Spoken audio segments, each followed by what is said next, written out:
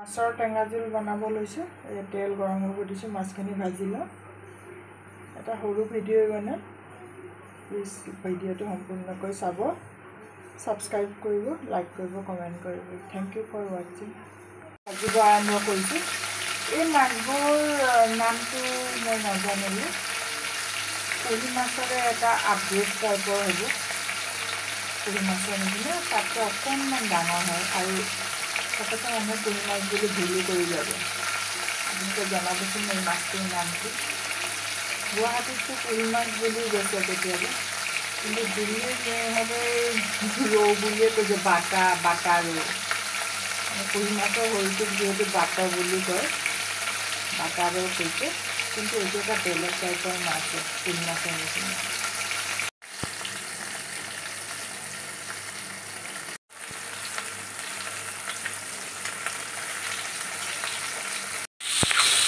মাছখিনি ভজাৰ পিছত এয়া সৰিয়হ ফুটাই পেলাই বইল কৰি লোৱা আলু ভাজি আছোঁ। কেঁচা জলকীয়াও কাটি দিছোঁ। তাৰপিছত পানী দিম, তাৰপিছত থেকেৰা দিম। বৰ থেকেৰাহে হয়, গতিকে এটুকুৰা দিলে বিৰাট টেঙা হ'ব। সৰু থেকেৰা হ'লেতো 2-3 টুকুৰামান দিব লাগে হেৰি। ধুনীয়াকৈ কুকাৰত আলুবোৰ ধুই পেলাই বইল কৰি লৈছিলোঁ। এতিয়া পানী দি উতলাম বকবকাই। মাছখিনিও দিম আৰু হেৰিও দিম, থেকেৰাও দিম।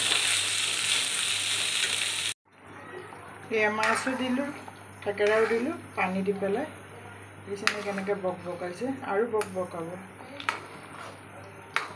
মই ঠাণ্ডা পানী দিছিলোঁ যে, গৰম পানী দিব লাগে। আজিকালি গৰম পানী কৰিবই মন নাযায়, ইমান গৰমত। এয়া সৰিয়হ ফুটাই দিছোঁ, এইবোৰ উপঙি আছে, কি ভাল লাগে। খুব টেষ্টি হয় থেকেৰা। কেতিয়াবা তেতেলী দিও বনাওঁ অৱশ্যে। মই চাগে আগতে এটা দুটা ভিডিঅ' শ্বেয়াৰ কৰিছোঁ তেতেলীৱালা। থেংক ইউ ফৰ ৱাচিং মাই ডিয়াৰ ভিউৱাৰ্ছ। আৰু অকণমান পিছতে নমাই থম আৰু।